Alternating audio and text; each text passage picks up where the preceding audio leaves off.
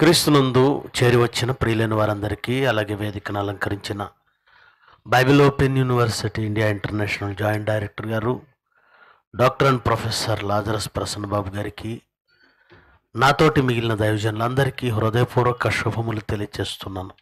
ప్రియులరా, 2 దినములు విజయవంతంగా మనం ముగించుకున్నటకు తిరిగి నేటి దినం కూడా ఆయన మాటలను, మహత్తుగల దేవుని వాక్యమును ధ్యానించుటకు ఆ దేవాతి దేవుడు అవకాశం ఇచ్చాడు.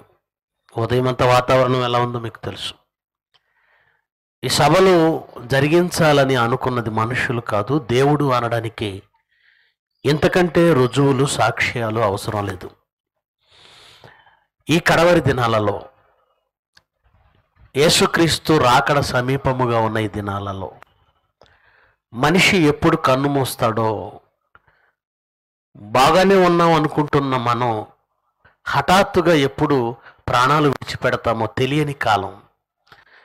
అలాంటి కాలంలో దేవుడు ఈ సత్య సువార్త ప్రజల మధ్యకు వెళ్ళాలని ఆయనే భావిస్తున్నాడు అన్నది నిజం. ఎందుకంటే ఏదో ఈ ఒక్క సభ కాదు,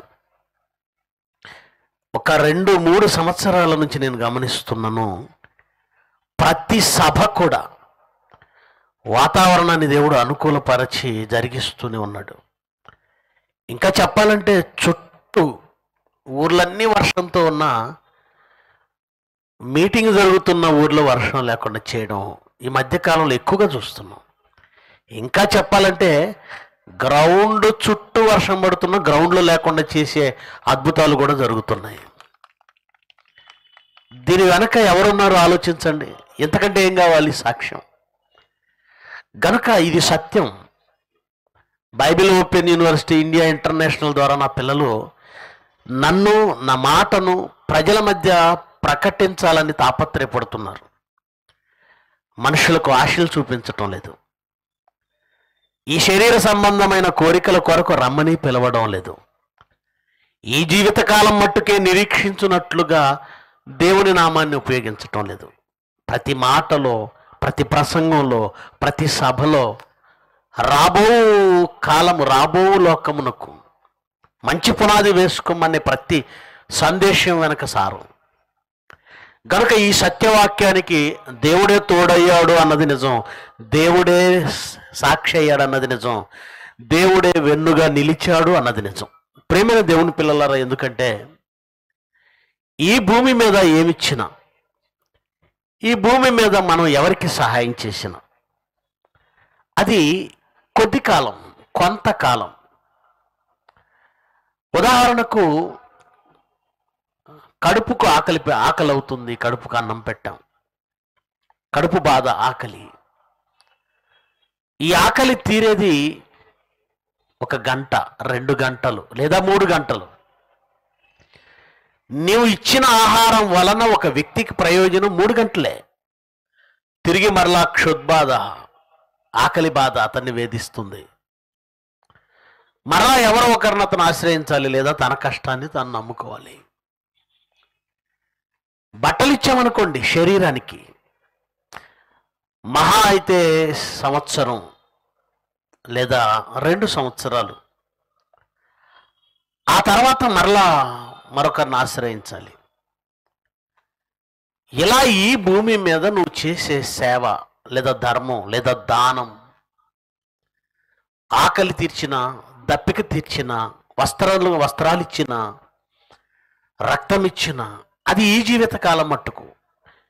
ఇవ్వకూడదని అనడం లేదు, ఇవి మాత్రమే ఇస్తే సరిపోదు అంటున్నాను. ఆకలి మనకి అన్నం పెట్టాలి, దిగంబరై ఉన్నవాడికి బట్టలు ఇవ్వాలి, ప్రాణాపాయ స్థితిలో ఉన్నవాడికి రక్తం ఇవ్వాలి. కానీ ఈ ప్రపంచానికి తెలియనిది మరొకటి ఉంది. మరణం తర్వాత శాశ్వతమైన జీవం ఉంది, పరలోకం అని పిలుస్తున్నాం మనం. ఈ ప్రపంచంలో మేధావులుగా లేదా మహనీయులుగా లేదా గొప్పవాళ్ళుగా లేదా సమగ్ర సంస్కర్తలుగా ఎంతోమంది పుట్టారు, ఎంతోమంది కొనియాడబడ్డారు, ఎంతోమంది సమాజంలో వారి వారి జాతి కొరకు, వారి వారి దేశాల కొరకు అంతో ఎంతో కష్టపడ్డారు. ఒక అబ్రహాం లింకన్ అమెరికాలో ఉన్న బానిస వ్యవస్థపై పోరాటం చేశాడు, ఒక జాతి కోసం కష్టపడ్డాడు. అలాగే ఒక నెల్సన్ మండేలా నల్లజాతి సూర్యుడుగా అభివర్ణించబడ్డాడు, పొగడబడ్డాడు. నల్లజాతీయుల కష్టాలు తీర్చడానికి కష్టపడ్డాడు, ప్రయాసపడ్డాడు, ఉద్యమించాడు. ఒక మహాత్మా గాంధీ భారతదేశ స్వాతంత్ర్యం కొరకు ఉద్యమించాడు. ఒక అంబేద్కర్ అణగారిన జాతుల కొరకు ప్రయాసపడ్డాడు. వీరందరి కష్టం గొప్పదే.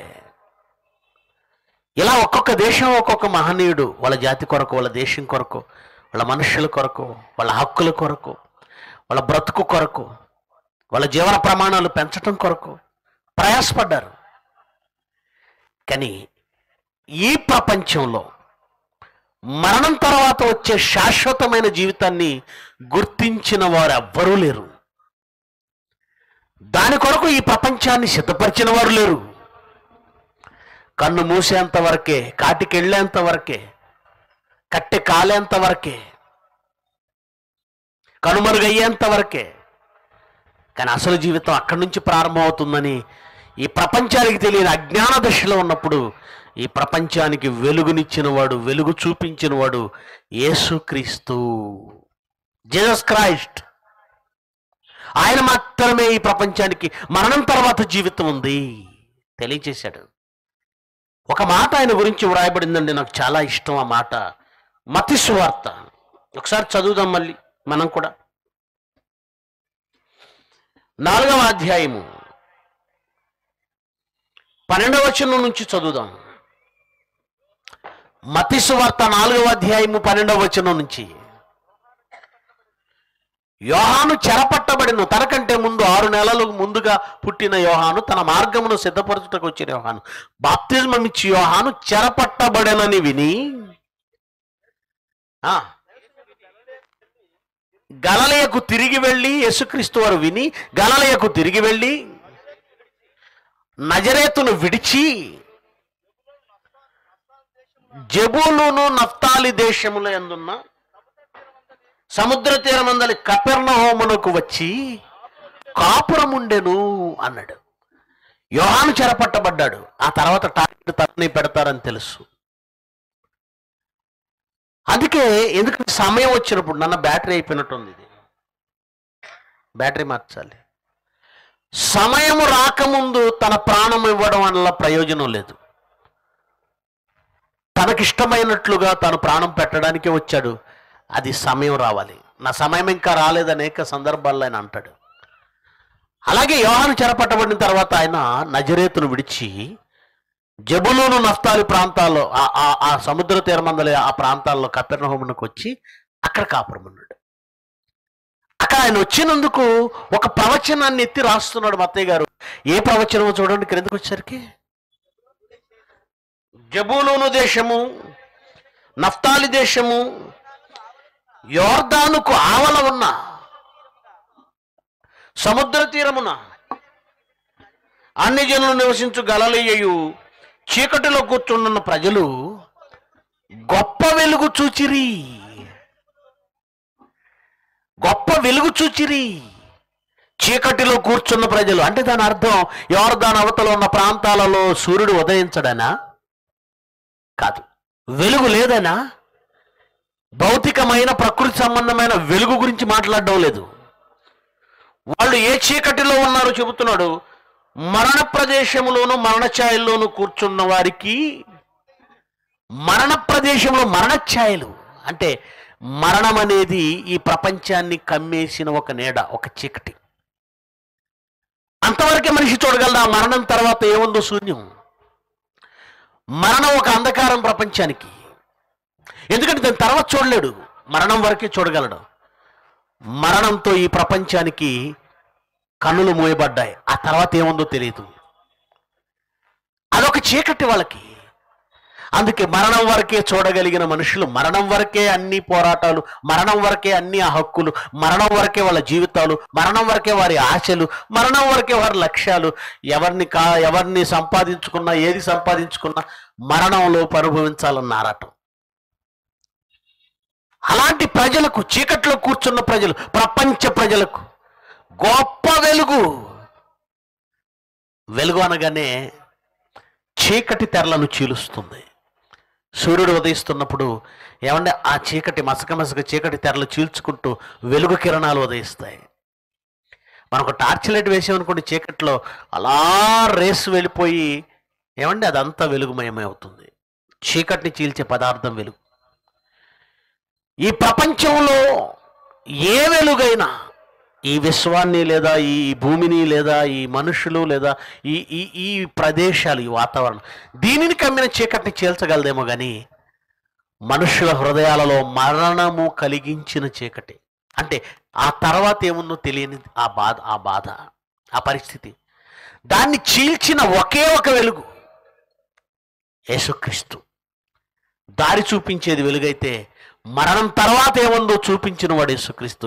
అందుకే ఈ ప్రపంచానికి గొప్ప వెలుగు ఎవరు అంటే యేసుక్రీస్తు. మరణం తర్వాత ఉన్న జీవితం, మరణం తర్వాత ఉండే లోకం, మరణం తర్వాత శాశ్వతమైన ఆ జీవితం, ఈ లోకానికి అర్థం చేయించిన వాడు మాత్రం యేసుక్రీస్తు మాత్రమే. ఆయనే. అక్కడేనండి శాశ్వతమైన జీవితం. ఇక్కడ లేదండి. ఇక్కడ మనం ఏదో ఒక రోజు కన్ను మూస్తాం. 60 ఏళ్ళు 70 ఏళ్ళు కూడా బ్రతుకుతామనే గ్యారంటీ లేదు. ఎప్పుడు కన్ను మూస్తామో తెలియదు, కానీ ఒక చోట మాత్రం శాశ్వతంగా ఉండొచ్చు, అదే పరలోకం. అయితే అక్కడికి వెళ్ళడానికి మాత్రం మనం సంపాదించవలసింది ఒకటి ఉందండి. ఈ భూమి మీద బ్రతకడానికి మనకు కావలసింది ఆహారం, మనకు కావలసింది వస్త్రాలు, మనకు కావలసింది డబ్బు, ఈ భూమి మీద బ్రతకడానికి. కానీ అక్కడ బ్రతకడానికి ఏం కావాలో తెలుసా అండి? నీతి. అదే మత్తయి సువార్త 5వ అధ్యాయము 10వ వచనం. నీతి నిమిత్తము, నీతి కొరకు హింసింపబడువారు ధన్యులు. వారి నీతి కొరకు వారు హింసింపబడితే వారు ధన్యులు. పరలోక రాజ్యము నీతిమంతులకు మాత్రమే ఆలోకం. నీతిమంతులకు మాత్రమే ఆలోకం. కానీ 2 దినాలుగా మనం వింటున్నాం. మనకు కనిపించని ఆ మహాలోకం శాశ్వతమైనదైతే అక్కడకు వెళ్ళడానికి మనకు తక్కువైనది ఏంటి అంటే నీతి. నీతి. ఎందుకంటే నీతిమంతుడు లేడు, ఒక్కడు లేడు. అందరిలో పాపము చేసి దేవుడు అనుగ్రహించు మహిమను పొందలేకపోతున్నారు. ఏ భేదం లేదు, అందరూ పాపం చేశారు. అందరూ పాపం చేశారు. నిన్నటి దినాన అద్భుతమైన ప్రసంగం ముఖ్య వాక్యోపదేశకుల ద్వారా మనం విన్నాం. తండ్రి నామము ధరించిన వాడిగా యేసుక్రీస్తు ఈ భూమి మీదకు వచ్చి తానే శిలువలో మరణించాడు, మన కొరకు ప్రాణం పెట్టాడు. రైట్. చాలా అద్భుతమైనటువంటి సందేశం మనం రాత్రి విన్నాం. ప్రియులారా, ఇక్కడ మనం ఆలోచించవలసిన మరొక చిన్న విషయాన్ని నేను చెప్పి ముందుకు తీసుకెళ్తాను. అదేమిటంటే, ఈ భూమి మీద మనం పాపాలతో ఉన్నప్పుడు, మనం చేసిన పాపాలు మనల్ని ఎప్పుడు వెంటాడుతూనే ఉంటాయి. మనం చేసింది మన నెత్తి మీద ఉంటుంది. మన పాపాలు యేసుక్రీస్తు చనిపోతే ఎలా పోతాయి? చాలా మందికి ఇది ఒక పెద్ద టాస్క్. కోర్స్ బైబిల్ చదవనంత వరకు, బైబిల్ను పరిశోధించినంత వరకు, బైబిల్ను అవగాహన చేసుకోనంత వరకు ఎవరికైనా అది టాస్కే. ఎవరికి అర్థం కాని విషయం. ఆయన చనిపోతే మన పాపాలు ఎలా పోతాయి? 2000 సంవత్సరాల క్రితం ఆయన రక్తం గారిస్తే, ఆయన చనిపోతే, ఆయన ప్రాణం పెడితే ఇప్పుడున్న మన పాపాలు ఎలా పోతాయి? మన పాపాలు చేశాం, ఆయన చనిపోతే మన పాపాలు ఎలా పోతాయి? ఈ లాజిక్ ఏంటి అని మనం ఆలోచిస్తే, ప్రేమని దేవుని పిల్లలారా, అద్భుతమైన విషయాలు దేవుడు బైబిల్లోనే రాయించాడు. రోమపత్రిక చూద్దాం, జాగ్రత్తగా చూద్దాం. 6వ అధ్యాయం, రోమపత్రిక 6వ అధ్యాయము 7వ వచనం ఒకసారి చదువుదాం. 7వ వచనం చాలా జాగ్రత్తగా వినాలి. రోమపత్రిక 6వ అధ్యాయము 7వ వచనం. చనిపోయినవాడు ఏ విముక్తుడట? పాప విముక్తుడని తీర్పు పొంది ఉన్నాడు. చనిపోయిన వాడు ఏమని తీర్పు పొందుతాడట? పాప విముక్తుడు. ఏమండి, ఇది మనకు అర్థం కావడానికి ఒక చిన్న విషయం జ్ఞాపకం చేస్తాను మీకు. ఒక వ్యక్తి మీద ఇండియన్ పీనల్ కోడ్ చట్ట ప్రకారం లేదా ఇండియన్ పీనల్ కోడ్ కొన్ని సెక్షన్లతో అతని మీద నేరారోపణ చేసింది అనుకోండి. అంటే అతను నేరాలు చేశాడు. అటెంప్ట్ మర్డర్ కావచ్చు, రేప్ కావచ్చు, లేదంటే దొంగతనం కావచ్చు, ఏదైనా మోసాలు కావచ్చు, హత్యలు కావచ్చు. అతని మీద కొన్ని కేసులు ఉన్నాయి. అప్పుడు న్యాయస్థానం న్యాయమూర్తి అతనికి 14 ఏళ్ల జైలు శిక్ష విధించాడు అనుకుందాం. 14 ఏళ్ల జైలు శిక్ష విధించాడు. జైలుకు వెళ్ళాడు శిక్షణ అనుభవించడానికి. 1 నెలలో అతను చనిపోయాడు. ఎప్పుడైతే అతను చనిపోయాడో అతని శవాన్ని బయటికి తీసుకొచ్చేస్తారు. ఎందుకు? 14 ఏళ్ల జైలు శిక్ష అన్నప్పుడు ఆ శవం అక్కడే కుళ్ళిపోవాలి, శిక్షకాలం పూర్తి అవ్వాలని ఎవరు అన్నారు. ఎందుకంటే చనిపోతే సెక్షన్లు, చట్టాలు, తీర్పులు, న్యాయస్థానం, కోర్టుల శిక్షలు ఇవేవి ఉండవు. చనిపోయిన వాడు విముక్తుడు. ఒక వ్యక్తి మీద ఎన్ని కేసులున్నా ఆ వ్యక్తి చనిపోతే అతన్ని పట్టుకోవడానికి కుదరదు.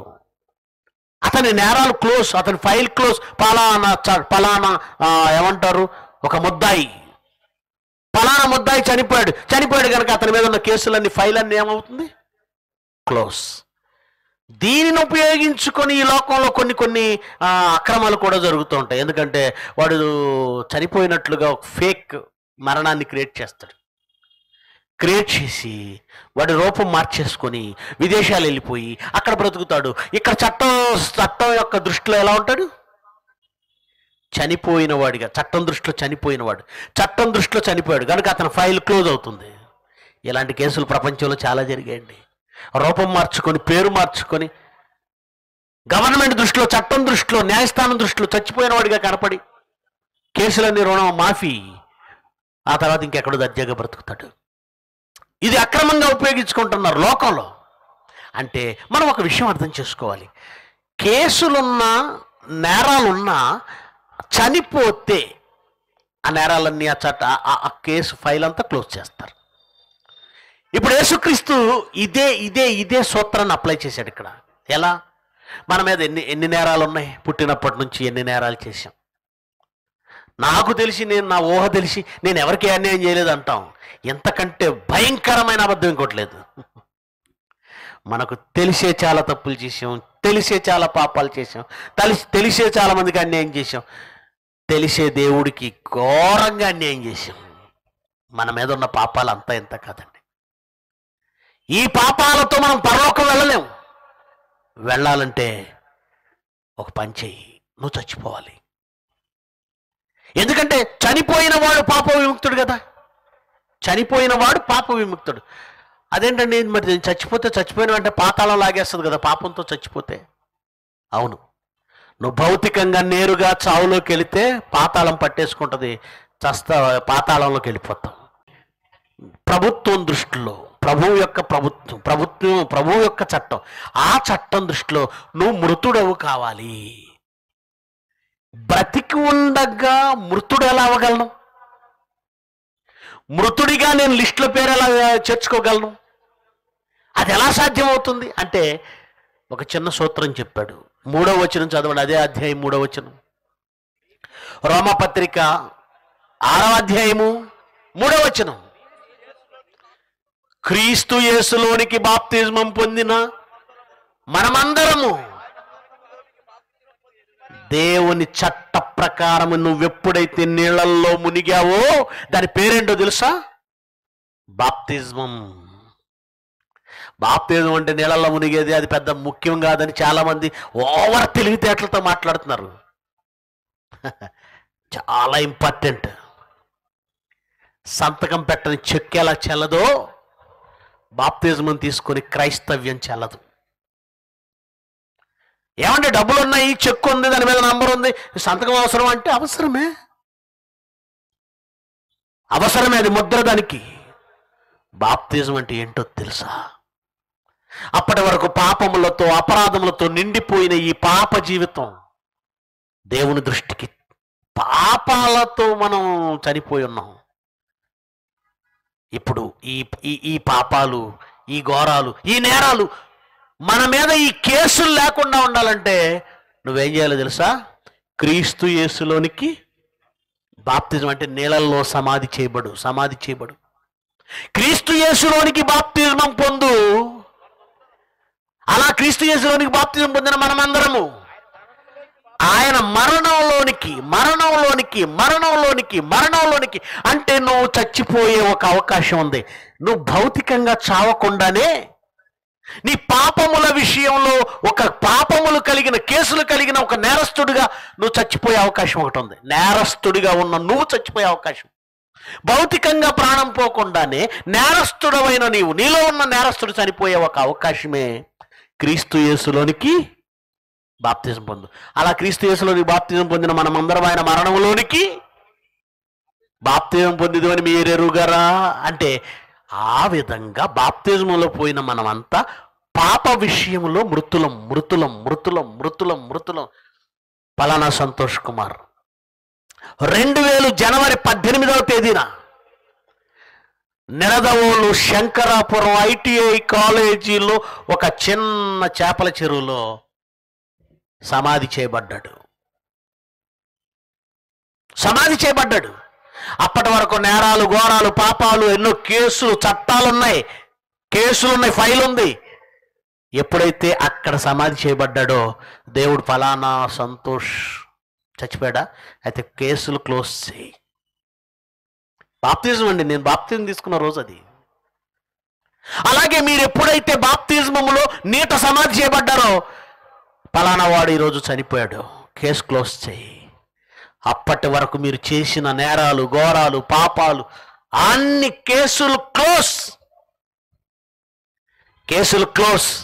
అందుకే 8వ వచనంలో ఏమంటున్నాడు చూడండి, అదే రోమపత్రిక 6వ అధ్యాయము, మనము క్రీస్తుతో కూడా చనిపోయిన ఎడల, అంటే బాప్తిజం పొందామంటే మనం ఏమవుతున్నాం? క్రీస్తుతో కూడా చనిపోతున్నాం. క్రీస్తుతో కూడా చనిపోయిన ఎడల మృతుల్లో నుండి లేచిన క్రీస్తుకి చనిపోడనియు, మరణమునకు ఇకను ఆయన మీద ప్రభుత్వం లేదని జీవించుచున్నామని నమ్ముతున్నాము. కంటిన్యూ. ఏలయనగా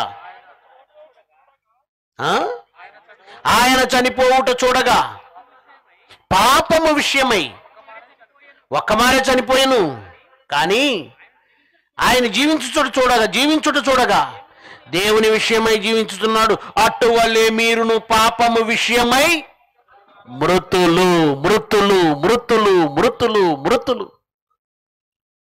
యేసుక్రీస్తు అండి మన కొరకు చనిపోయాడు. అందరి కొరకు చనిపోయాడు. అందరి కొరకు చనిపోయాడంటే అర్థం ఏంటో తెలుసా అండి? అందరూ చచ్చిపోయారని అర్థం అండి. మొన్ననే వరల్డ్ కప్ అయిపోయింది కదండి. వరల్డ్ కప్లో మన వాళ్ళు చివర్లో ఫైనల్లో చతికిలబడ్డారు, ఓడిపోయారు. 140 కోట్ల మంది భారతీయులు ఇండియా, 140 కోట్ల మంది భారతీయులు ఇండియా అంటే 140 కోట్ల మంది. క్రీజులో నిలబడింది ఎంతమంది తెలుసా అండి? గ్రౌండ్లో నిలబడింది ఎంతమంది తెలుసా? 11 మంది. ఈ 11 మంది ఓడిపోయినందుకు ఏం రాశారో తెలుసా పేపర్లో? ఇండియా ఓడిపోయింది ఇండియానా 11 మంది టీమా? కానీ ఇండియా ఓడిపోయింది. ఎందుకు చెప్పనా? ఈ 140 కోట్ల మంది పక్షంగా ప్రాతినిధ్యం వహించిన ఈ 11 మంది, వాళ్ళు గెలిస్తే ఇండియా గెలిచినట్లు, వాళ్ళు ఓడిపోతే ఇండియా ఓడిపోయినట్లు. యేసుక్రీస్తు ప్రాణం పెట్టింది, యేసుక్రీస్తు చనిపోయింది అందరి పక్షంగా. అంటే దాని అర్థం ఏంటంటే, ఆయన చనిపోయాడంటే 11 మంది ఓడిపోయారంటే ఇండియా ఓడిపోయినట్లయితే, అందరి కొరకు చనిపోయిన ఆయన చనిపోయాడంటే అందరూ చచ్చిపోయినట్లు. ఆయన తిరిగి బ్రతికాడంటే అందరూ బ్రతికినట్లు. నిజంగా యేసుక్రీస్తు అప్లై చేసిన ఈ లాజిక్ వల్లండి పాపములతో ఉన్న మనం చనిపోయిన వారి లిస్టులోకి వెళ్ళి మన మీద ఉన్న కేసులన్నీ కొట్టివేయబడి సురక్షితంగా బయటకు వచ్చాం. దీన్ని ఏమంటారు తెలుసా అండి? ఆయన ప్రాణం పెట్టడం అనేది దీన్ని ఏమంటారు తెలుసా? దుర్మార్గులుగా, అనీతిమంతులుగా, పాపము చేసి పాడైపోయిన మన జీవితాలని నీతి అనేదాన్ని దానం చేయడం అంటారు. దీన్ని నీతి అనేదాన్ని ఏం చేశాడు? దానం. అందుకే ఏమండి, రోమపత్రికలోనే 5వ అధ్యాయానికి వచ్చేసరికి ఆయన ఏమంటున్నాడు ఒకసారి చదువుదాం. రోమపత్రిక 5వ అధ్యాయం 17వ వచనం. మరణము ఒకని అపరాధ మూలమున వచ్చినదై ఒకని ద్వారానే ఏలిన ఎడల కృపాబాహుళ్యమును నీతిదానము పొందువారు జీవము గలవారై, ఒకని ద్వారా ఒకనాడు పాపం వచ్చింది. గుర్తుపెట్టుకోండి, మరణం వచ్చింది. ఒకరి ద్వారా మరణం వచ్చింది. ఆ ఒక్కడెవరు అంటే ఆదామొక్కడు తప్పు చేస్తే అతనిని బట్టి ప్రపంచమంతటికి మరణం అనేది వచ్చింది.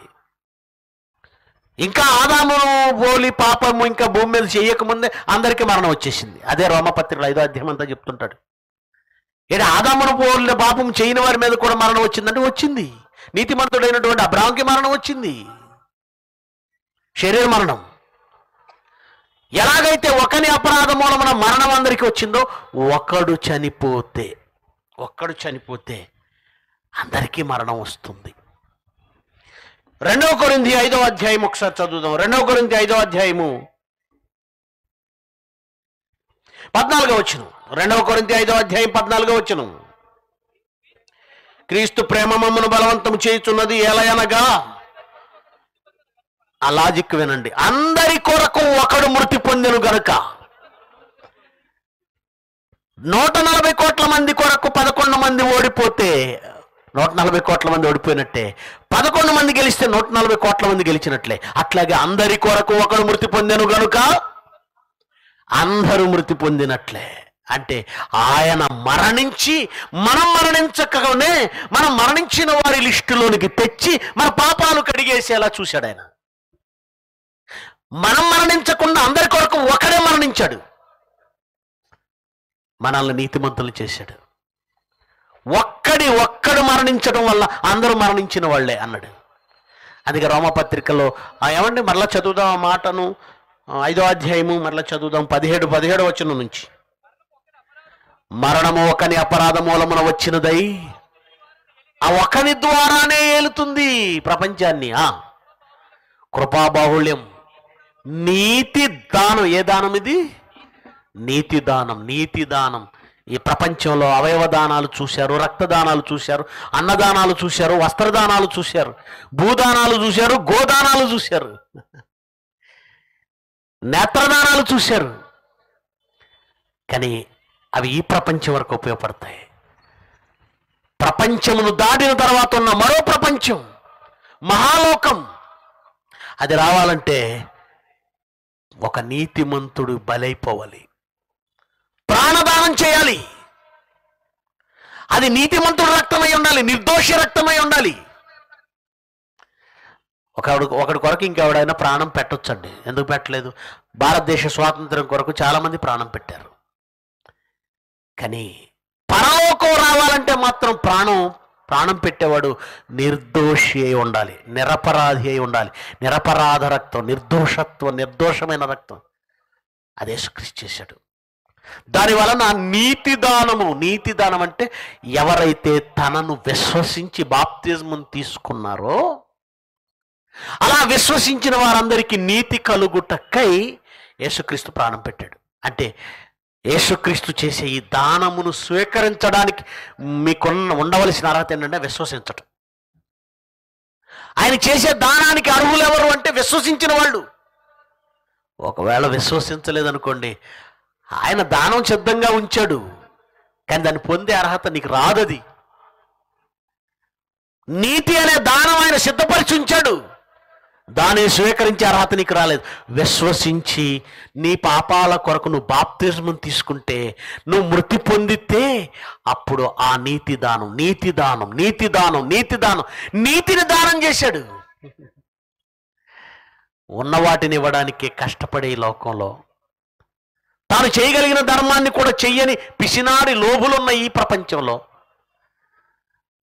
తనవారు కాదు, లేదా తను తోడబుట్టిన వాళ్ళు కాదు, తన తల్లి కాదు, తన తండ్రి కాదు, ఎవరమండి మనం? ఎవరం మనం? మన కోసం ఆయన ప్రాణం పెట్టేశాడు.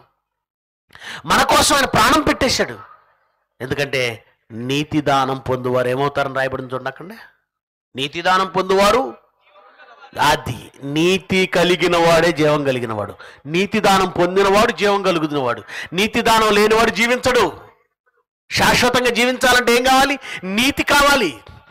నీతి దానం పొందువాడు జీవం గలవాడై మరి నిశ్చయంగా యేసుక్రీస్తు అని ఒకని ద్వారానే ఏలును.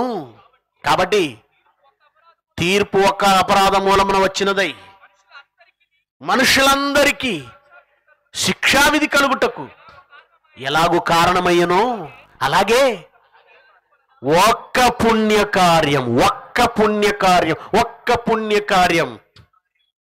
బాబు మీకు కొంచెం పని చేసి పెట్టరాదు, పుణ్యం ఉంటుందని చాలామంది అంటారు.